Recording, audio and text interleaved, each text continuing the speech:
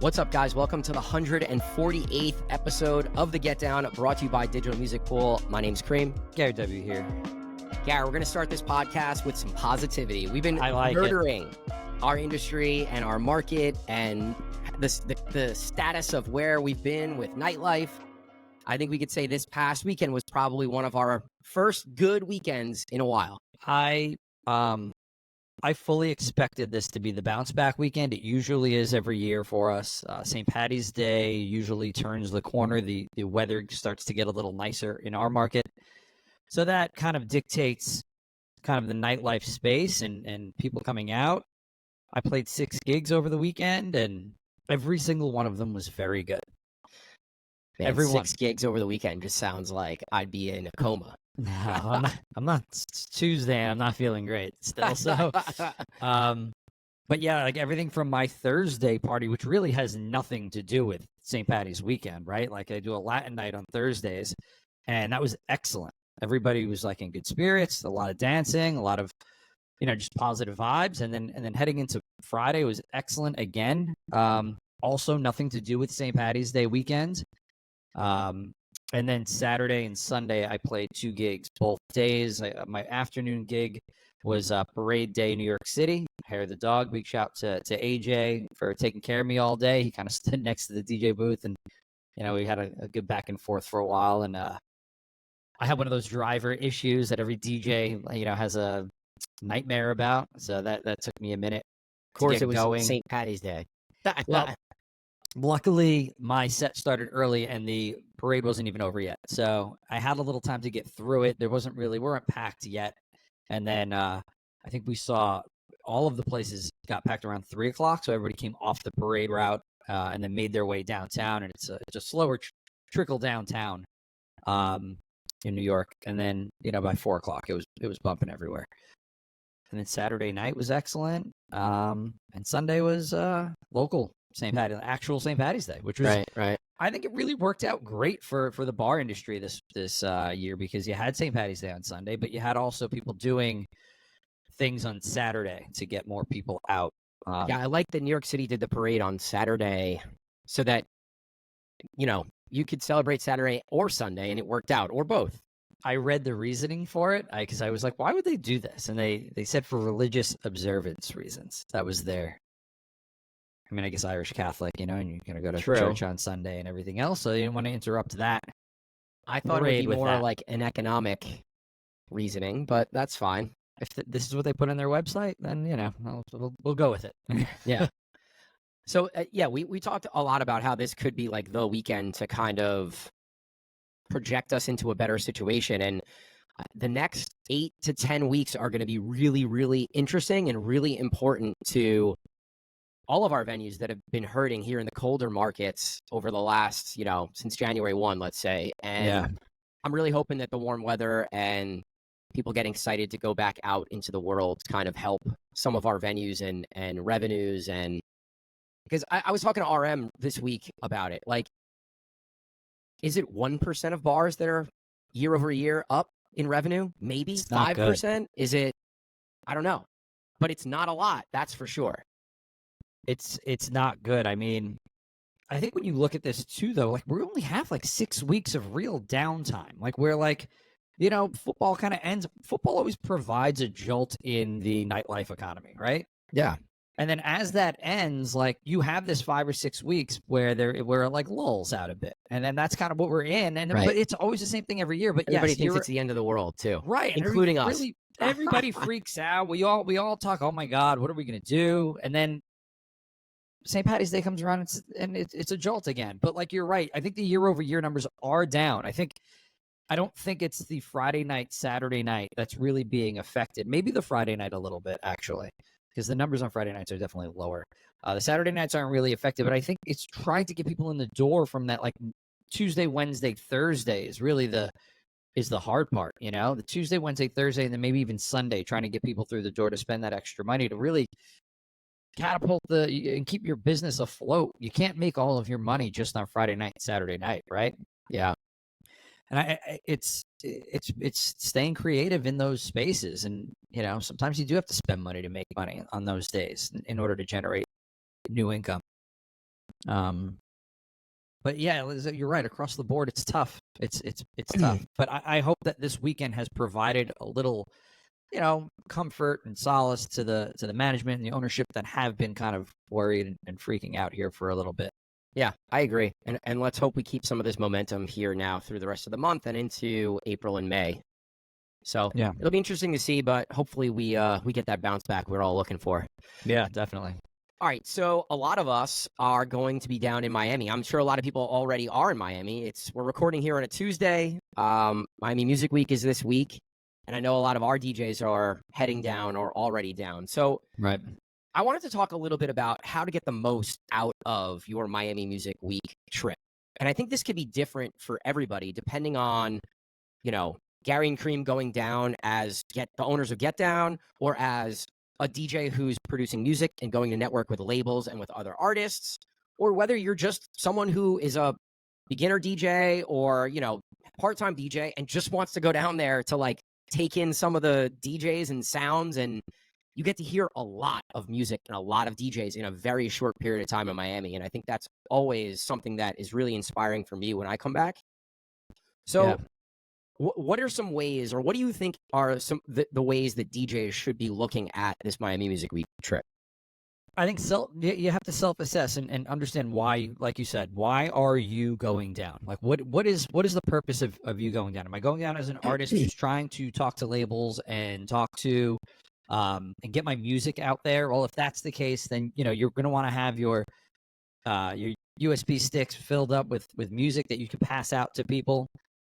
Business cards ready if that's kind of something that you're interested in having, or one of those QR code cards that somebody could tap and follow you, and you could establish a dialogue on via DM or email, whatever it might be. But I'm coming prepared with that stuff that's easily accessible, that you can pull out of your pocket and give to somebody who is of some importance to you, and making it as smooth of a transaction, if you will, as possible, because these people that are the decision makers are talking to 1 million people this week, right? Right. And you kind of have to make yourself stand out in some way, right? Don't be stumbling over your words. Be ready, be confident, and have kind of an idea of that 30-second elevator pitch: who you are, what you do, where you're from, and how can you be, how can you be a positive impact on this person that you're trying to work with. Right. Being able to express who you are and what you do in a very short period of time is extremely important, because like you said, important people, decision makers are going to be meeting 1 million people. And how can you stand out, and how can you look polished and speak, clearly and to the point, to get your point across? So go ahead. I think having the look too, right? I think that's a huge part of it. Like, you want to look like an artist. Like, if that's what you're trying to become, you need to portray that you're an artist, right? Like, I think of people like a Cheesy, who I just worked with on Saturday. Like, when he walks in the door in his fur cheetah coat, like, he looks like he's there to perform. You know what I mean? Like, he's not just Joe Schmo coming up the street from the parade. Like, he's there as an entertainer, as a performer. And I'm not saying that if that's not you, right? But like, you want to stand out in your look as well. You don't want to be showing up in like sandals and sweats. You know what I mean? Because you're not coming across professional. You're not coming across as somebody who is an entertainer. This is the entertainment business. That's what you're selling your look. You're selling your sound. I think that's very important and sometimes overlooked. Yeah, dress as if you're going to a gig, not as if you're going to a pool party in Miami as a guest, for sure. I'm dressing like I'm going to the pool party, because you want to know what? I'm not an artist. People can come talk to me if they're interested in getting gigs or something like that. You know what I mean? Or interested in what we do in our market and who we are, right? Right. You're not down there trying to expand your Gary W brand. You're down there trying to represent Get Down, expand what we do, meet with some of the people who we've talked with from different markets. Yeah. And I think as an artist, that's how you have to think about it, right? You're not there for vacation. You're not there for fun. You're not there to get blackout drunk. You're there for work. This is a very important networking trip, This is like the biggest producer trip of your year kind of thing. So all those artists who you've had made any connection with throughout the year, whether it's someone asking you for music or sending you music, or you met them at a gig, you open for them, you want to reach out to all these people and find out where they're going to be, how can you link up with them. I think that's step number one, right?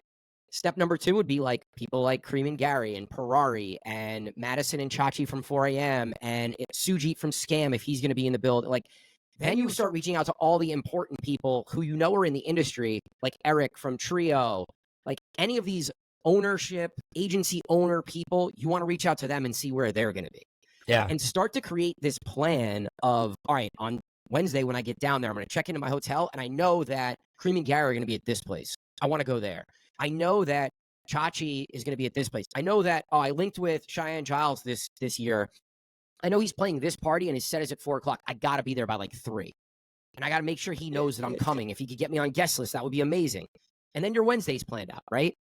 And I think having those plans every day and not just waking up and be like, oh, let me see what my DJ friends from my market are doing today. Like, that's not the approach. This is not a, let's hang out with all the DJs from my market trip. This is a, what are the high level networking connections that I made this year? How can I go and meet those people and further that relationship in person trip? Yeah. Super important. If you're trying to get somewhere with your music and you're trying to grow your network, as an artist, that is the most important thing. You can't just hang out with the people that you know. You have to put yourself in situations where you're going to be able to network with people outside of your market, right? Everybody from every market has a party going on somewhere, right? But I don't, you have to be able to separate yourself from that, even though that's the comfortable thing to do, right? That's the comfortable thing to do, is to go hang out with the people from your market. But like, you need to expand beyond that. Yeah, it's cool if you could make that stuff happen, Like, we do the EDMAs every year. Amazing party. It's only getting better and better. Yeah. DMP does an incredible job with that. And like, that's one you want to be at. And yeah, of course, there's going to be a lot of people from your market there because it's one of the best parties of the whole week. Yeah. So like, that one you want to be at. That's when you get to see all your friends from your market. Like, right. Sure, it's nice if you can get to some of that stuff. And if you could pop in, you'd show some love. Of course, do it. I think another tactic would be link or stay with or connect with someone who's on a very similar level to where you are, that's doing like the same style of stuff. Like, if you're a producer and you're, entry level, you're starting to make some traction, link with someone else that's doing that. And maybe you guys can hit parties together, because that instantly doubles your network, right? Like, maybe I have a connection with an artist that you don't have, but you have connections with a label, right? And then you could come to my parties and I can go to your parties, and it doubles our reach and extends our networks instantly. So I think that's also really important. We've done that with Ferrari. I've done that with Castra in the past. We've done it with Kova in the past. Shout to Kova, Tweak Spin. So I think that's another strategy and another way that you can really maybe get into some parties and meet some people that you otherwise would not be able to, because you don't have a connection to those people. I think a great example, you brought Castra's name up, and just for people in our market, Castra's from our market originally. Now he's up in Boston, but also has more of a global outreach. Like, that's a connection that you have. It might be 2 or 3 people away from you. You might not know him personally, right? Like, if you're from our market, you don't really know Castra personally, but it might be really a good thing to go to his party this year, because he's got a great lineup at his party. And then, like, okay, it's like, hey, I know, Cream and Gary, and you can introduce yourself to somebody like a Castra, who can then introduce you to so many other people, right? So like, you can use those people that are from your quote unquote market, but might be like a level up or 2 or 3 levels up, and maybe that's a good in to get introduced to more and more people. Yeah, for sure. When I first started going down there, I linked up with people that had way more connections than me. They helped me a ton and made connections with labels and various people, promo, different people, by just hanging out with them and getting introduced. And, when you walk into those places, you have your little elevator pitch. Who am I? What do I do? Where am I from? You deliver that. Something really important that I learned early on was, if you make a connection with someone, get their contact information. Don't give your contact information. Right. And the reason why you do that is, again, these decision makers are meeting 1 million people. They're connecting with 1 million people. If you give your phone number, it's highly unlikely they're going to reach out to you. But if you get their phone number or email, it's a lot easier for you to reach out, follow up, send your music, send your, whatever you need to send them based on your conversation. And now you have that contact in your phone, right? And maybe they don't answer you immediately, but you follow up again, or you see them somewhere else and you connect again that way. That's super important.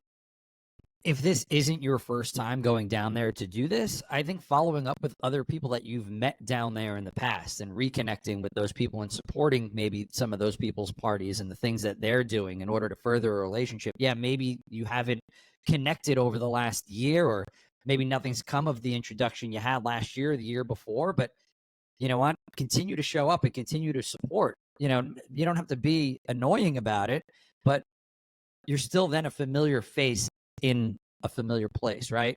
Like, oh, I saw you last year down here. Like maybe if I ran into you in New York, I wouldn't have remembered you, but it's, hey, I'm seeing you here. Right. And it's kind of, you know, all comes full circle, and then you can continue a relationship that way. I've seen it happen time and time again over the last several years where you meet up with people that you met the year before, and the familiarity really helps build the relationship, you know? Yeah, for sure. It's cool. It's really cool. It's a great couple days. Like it's a lot. It's fun. It's a lot of work. You know, you don't sleep a lot, but Miami Music Week is always a great time. And honestly, every time I leave there, I feel motivated, inspired. I come back with a little renewed energy for sure. So if you haven't been, I think you're in for a good treat. I just want to get into, like, if you're not there for like the networking or getting your music out, if you're not there for that portion of Miami Music Week and you are there just for, you want to go see dope DJs, because hey, listen, we all work every weekend and maybe sometimes you don't get a chance to go do that. So it's a great opportunity to, like, yeah, maybe this is like a little vacation and you can go see DJs that might be similar to your style or somebody that you like to emulate, and maybe you can get inspired by going to see different DJ sets. I mean, I think on Saturday, I was going to leave pretty early Saturday, but I think I'm going to go to the Green Velvet and Bonton party because that's just something personally that I want to do. You know what I mean? Right. How often do we actually get to go and see a bunch of artists that we enjoy their music, look up to, whatever the case may be? And like Miami gives you that opportunity because there's so many parties and so many artists in town. You can really pick and choose. And like, if you're gigging a lot, you have no opportunity to go see most of these artists when they come to your city. So yeah, if you want to take a day or a couple days to do that, or if that's what you're there for, that's cool too, because you're going to meet a ton of people in just being in those parties anyway. You're going to see people you know. You're going to meet other DJs and other artists from all over the place, all over the world, to be quite honest. So there's been so many times where I've been at a party in Miami and turned to my left and like Laid Back Luke's standing there, or like David Guetta is there. And it's like, oh, they're just hanging out doing the same thing we're doing, you know? Right.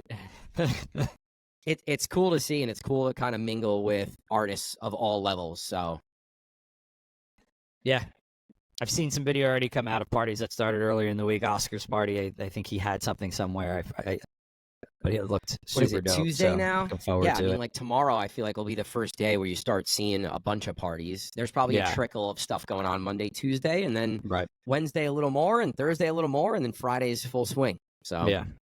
Looking forward to it. I'm beat and I'm tired, but hopefully it's like you said, motivating. Yeah. Unfortunately, I am not going this year. I booked a show on Friday at Trio in Charlotte. It's my first show down there, and yeah, I mean, I want to really focus on that and make sure I'm in the right headspace and not on 3 different flights in 2 days. And I just made the executive decision this year that was kind of more important for me. FOMO's already kicking in, man. Just talking about it. But I think it's Trio's a great opportunity for you, and we've talked about this on the podcast, and the Cream growth for 2024 as an artist is important. And sometimes you have to make those tough decisions in your career, right? And sure, to be nice to be in Miami, but I think, you know, as Cream the artist, it's better to be playing at a place like Trio in Charlotte.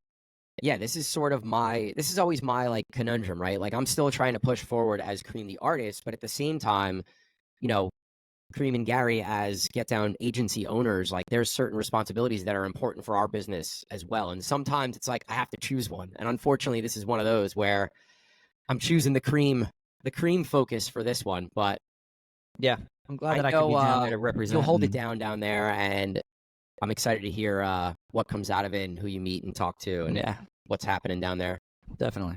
really pissed I'm missing the EDMAs. And that's honestly why I chose to go to just do the Charlotte thing, because I wouldn't really be able to go to EDMAs on Friday no matter what. So Right, and that's kind of our big event. Obviously, big shout out Digital Music Bowl, always involved with everything we do, especially this podcast. So, definitely have to be there to support them. for sure. It's going to be awesome. I mean, they told us some of that lineup, and it's going to be ridiculous. The lineup just gets better every year. It And really I think does. what they're doing with the awards has been really cool. They've expanded it now to, a lot more awards, and there's a ton of really dope DJs and artists and mix show hosts and all kinds of people that are going to be in the building there. So, Yeah.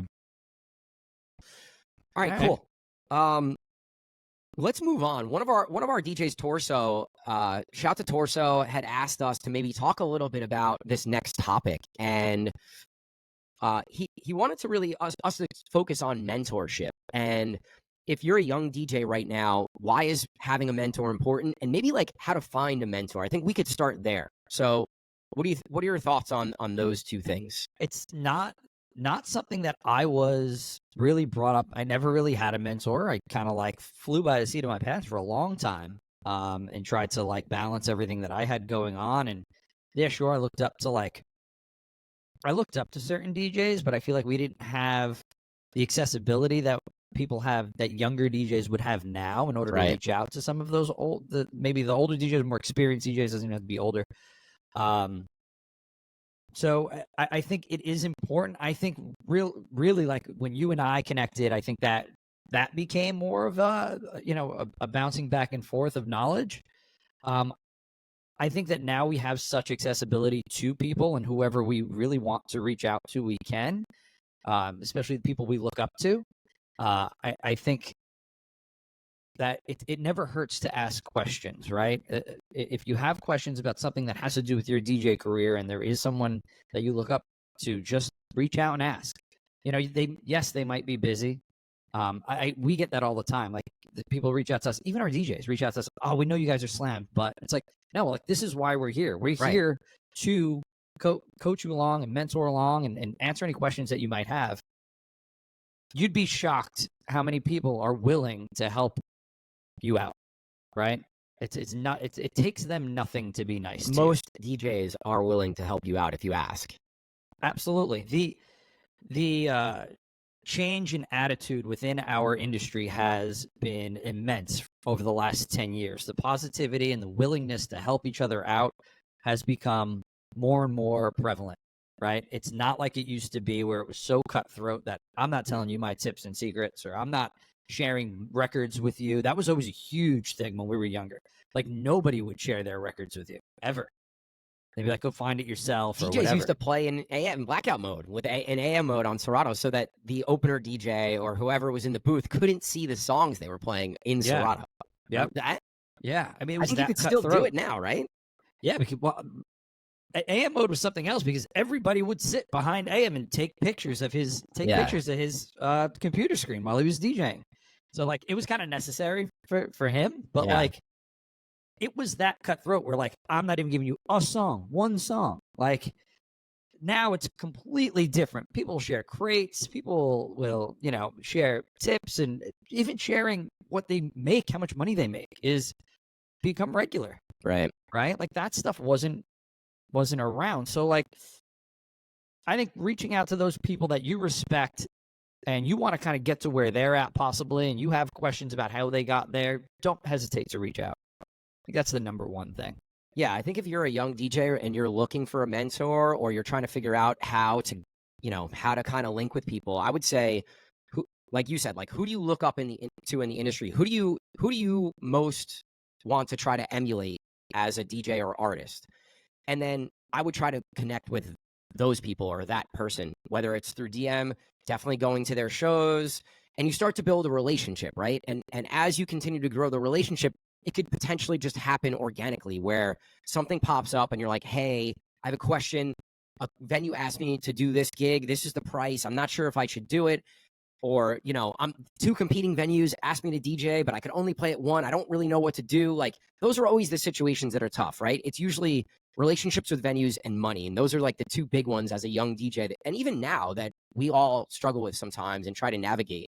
So look at the people in your market who you think are doing a great job, or who you respect, or who you want to be like, and try to create those relationships. And as those relationships grow, many times organically, you'll just go to that person to ask them these questions, and they just kind of become your mentor, you know? Yeah. You're never like, hey, dude, can you mentor me? Like, that's not really a thing.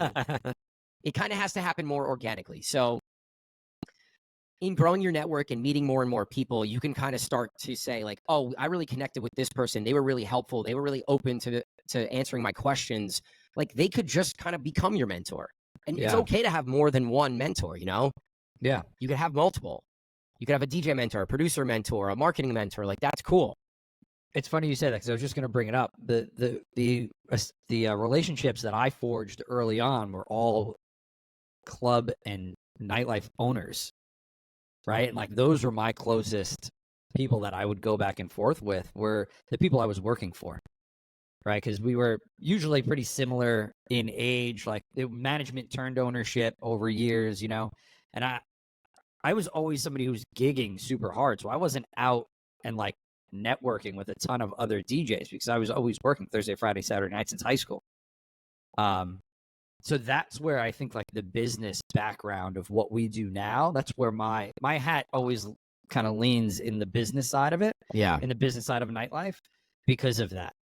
But it has helped me in my DJ career and post DJ career in learning the business and whatnot. So you're right. You can have people that aren't just DJ mentors. You can have business mentors, and you can have marketing and branding mentors. And don't pigeonhole yourself into one thing, right? You want to be able to do a lot of different things. A lot of the mentors who I looked up to, or who I asked questions to initially, were DJs that I was opening for, you know? And like, that was how I made my first connection. We would be like hanging out in the booth and talking about music and taking shots together and like hanging out after the gig. And you create these personal relationships that can then turn into more of a mentorship role. And for me coming up, I mean, Ammo was someone who put me on in the city first initially, and he was someone who I always bounced ideas off of, and especially all the crazy shit that happened in the city as a young DJ then.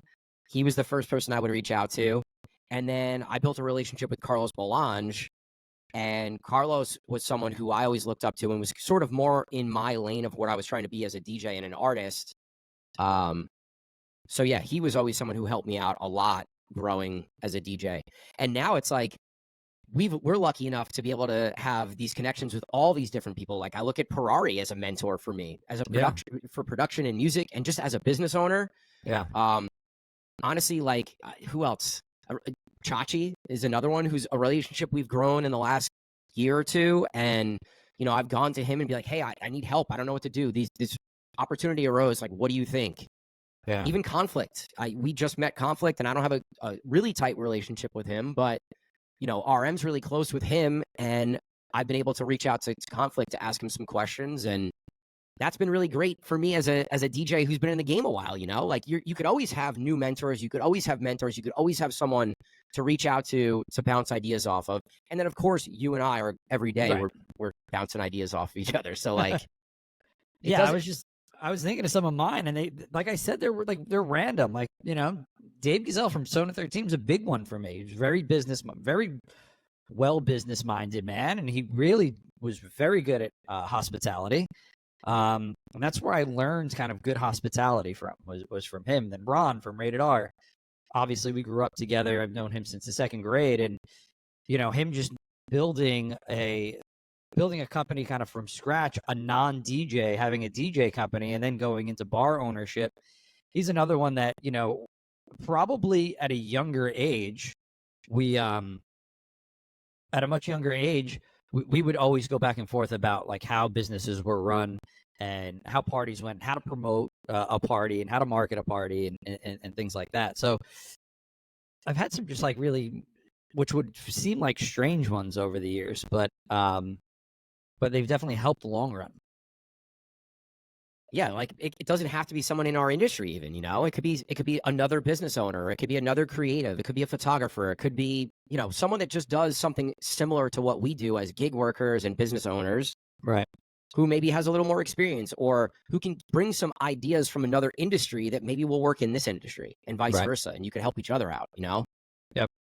So my mic's on, by the way, Cream. all right. I had to text Gary to see if his mic was on. I don't know. We'll talk after, but it looks like from my end, it's not on, but all good. Right. We'll figure it out. Something else that I've talked to a lot of our DJs about is it doesn't matter how long you've been in the game. You could also give back to other DJs, right? There's always someone who has less experience than you or who's younger than you. So we talk to our guys about it. Like, yeah, all right, you're a DJ who's been with us for 3, 4, 5 years. Like, we want you to take one of the newer guys or girls under your wing and start helping them. And like, what can you teach them that you've learned from working with Get Down and learning the industry and understanding our market and understanding marketing? And like, I think we should all not only look for mentors to help us no matter what point we are, but also find people to help. And that's that's like the tree or the I can't even, what am I looking for? What's the saying? The circle of life. That's what I'm looking for. I don't know. That's not even right. But you understand what I'm saying. Yeah, right? Yeah. Continue to give back to this DJ community. I think that's really important in continuing a healthy and successful community, right? Like, pass on some of the knowledge that you have. I think one person that I can think of offhand, like, especially with like the female DJs, like if you're a female DJ and you're looking to get into DJing and maybe you're a little afraid of it, like reach out to other female DJs, because there are things that you're going to, deal with that like we don't deal with, right? Right. And I think finding those people that are going to that are dealing with like similar struggles to you or have dealt with struggles that you're going to deal with, reach out to those people. They're going to be the most helpful to you. So yeah, this is an important subject, right? Like a lot of what Get Down does and what we started with was more along this mentorship and coaching and helping DJs and like what this podcast is all about, right? Yeah. Like Gary and I are here for anyone listening. If you guys need help with something, you have a situation, you want to run something by us, like just reach out. We'll help you. Like we'll give our best advice that we can give. Yeah. So that's number one. Number two, I know, Gary, we said we weren't going to talk about this, but I think it's important because we're talking about this mentorship and coaching thing.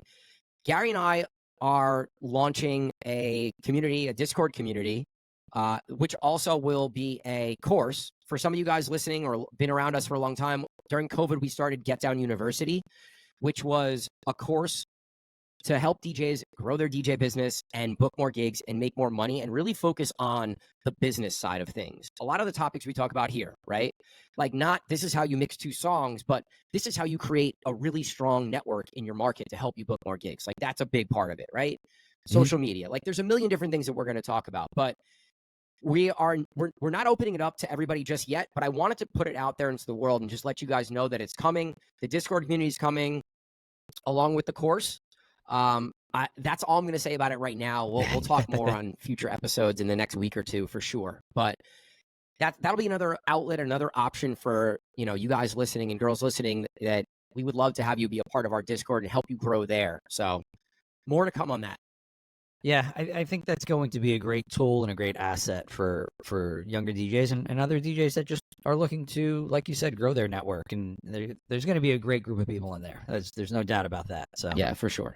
All the people that went through our GDU initially are like killing it, like working with us and beyond. Yeah, definitely. So, all right, the last thing I want to talk about, we were looking at the Billboard Top 100 today, and then also the Spotify Top 50 global charts. And I think there was a couple things. Number one, the charts are very, very different, like super different. And like, why is that? And how can DJs use the charts to their advantage? Well, I think that when you look at the Spotify charts, right, I think this is something that we spoke about before we started here, is that the Spotify is on plays, correct? Let's kind of clarify what the 2 charts are first, right? So like the top 50 global on Spotify goes off plays solely. Right, just plays in Spotify. Just plays in Spotify. And that's how that top 50 is made.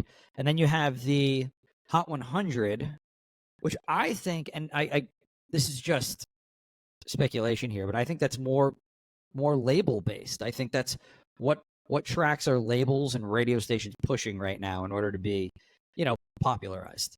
Yeah, I mean, the Billboard Top 100 was always like the biggest radio jams, like what's getting the most play around the country, and that's sort of what that was. But Right.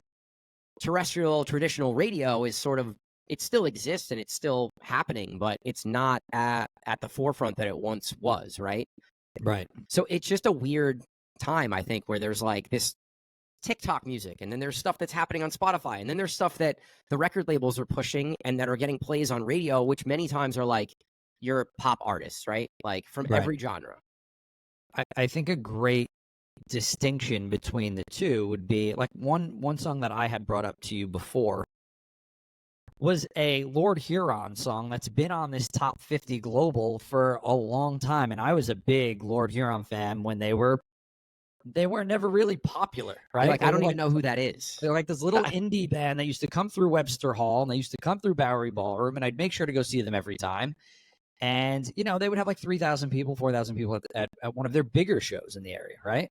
Well, you go to the track that's been on this top 50 global Spotify, and it's got, what did I say? 2 billion listens, 2 billion plays, it was just crazy for a band of that size, right? Another band that you brought up was Arctic Monkeys, which Arctic Monkeys, another indie band from the late 2000s that you don't know who that is, but like, yeah, no clue. They were big in like the indie scene, and like they're charting on the top 50. And then you go over to Billboard's Hot 100, and well, they're nowhere to be found because they're not new records. Those records are like 15 years old. And then the Hot 100 is like everything that has come out recently. So, right. The Kanye Wests and the Justin Timberlakes and Ariana Grandes and like things like that. I'm wondering if the Hot 100 are people consuming what are people consuming more, the Hot 100 list or the Spotify top 50 global? Here's how I look at it. The Billboard Hot 100 list is like, I'm playing a mainstream club, and like these are the songs and remixes that I need to be playing. Whereas like the Spotify chart is like, I'm playing in the Lower East Side where anything goes, and I can kind of play whatever I want and do whatever I want and play all these different genres. And it's just a bunch of shit from all different eras and different genres, and it's a bunch of artists I've never heard of, to be quite honest. Right. Like, it could be anywhere from Kanye Carnival to like Earth, Wind, and Fire. It's like so random. Though Taylor Swift, Cruel Summer's on both of those, but she's an outlier. We can't really talk Taylor Swift because she just... Yeah, I mean, there's going to be a Drake song, there's going to be a Taylor Swift song, there's going to be a Bad Bunny song on every one of those charts, no matter what, Like Cruel Summer, I never leave that chart for like the next 2 years. Yeah. You know what I used to, you and I used to use the Billboard chart to go and find songs to use for edits. And I think that's, that these Great charts tool. are a tool for producers for sure, where you can go and see like, well, what's popular right now? What's popular on the Billboard? But then you can also go look at like what's popular on TikTok, what's popular on Spotify, and sort of pick and choose your remixes or edits based on some of those charts. Yeah, I'm like thinking of Cheerleader off the top of my head right now, and I'm like, that's something that we would have never touched. We would have never picked that to Shut do. Up and Dance was another one we did off of the charts and off of people requesting the song to you. Right. And those two edits were probably our best, like most successful of all time. They were, and we were like, well, we would have never touched either of those songs if it wasn't for that stuff. Like, there's not a, so it's a great tool to kind of broaden your horizons in the stuff that maybe you're not interested in, but things that other people are interested in. Like maybe don't make another LMFAO party rock anthem edit and like go to one of these lists and find a song maybe you never heard of but is popular at the moment. Because you never know. Like, you could put your spin on it. Maybe that song is not your style. Maybe it's something that you wouldn't normally listen to. Should I take another shot? Think Teddy Swims, right? Like, huge record, great record, but like you can never play it as a DJ. But like, okay, let me go in and do something that's more my style with that in order to put my spin. Maybe you could play it as a DJ. Maybe that could be like a cool, I don't know, maybe like a cool intro edit where you take the hook and it builds up into something. I don't know. Right. It could be. Right. You don't know unless you really mess around and play with it. But I think that's the beauty of this, of going to look at these different charts. And another one, like obviously Beatport, the Beatport chart, and then the 1001 track list charts for like the dance music and EDM and what's going on in house music, super important as well. But guys, we all need to be using these charts to our advantage, whether it's for curating DJ sets, or for production. And it's sometimes I even forget about it. I'm like, oh, let me go back to the basics of what I used to do and how how it was successful for me in the past. It can be successful again. I think having you have accessibility to all of this stuff for free, right at your fingertips, right?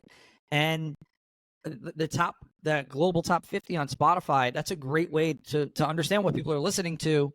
And then you go to Billboard and it's like, all right, well, this is what the labels are pushing. So, one of these records might break through at some point, and just, you can kind of like test out, like you said, all different genres and all different ideas in order to make yourself sound different. I think this is most important for older DJs. And I think, oh, hell yeah. Because older DJs are not as in tune with the younger generation and what's popular. They're not in college frats right now. They're not in the college bars right now. They don't necessarily know what's popping among that, early club going generation at the moment. So using these charts to your advantage is one way to help you become more familiar.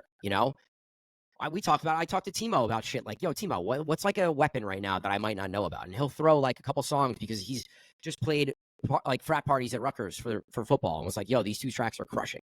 I hung out for 2 hours with my nephew last week. He's a sophomore in college. He put on like a playlist that him and his like friends listen to.